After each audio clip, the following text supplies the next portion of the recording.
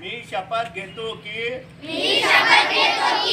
या सुंदर वसुंधरेवरील आमचे जीवन अधिक सुखकारक करण्याच्या उद्देशाने पर्यावरण संरक्षणासाठी मी वृक्ष लागवड व संवर्धनासाठी तन्मन धनाने झटेन.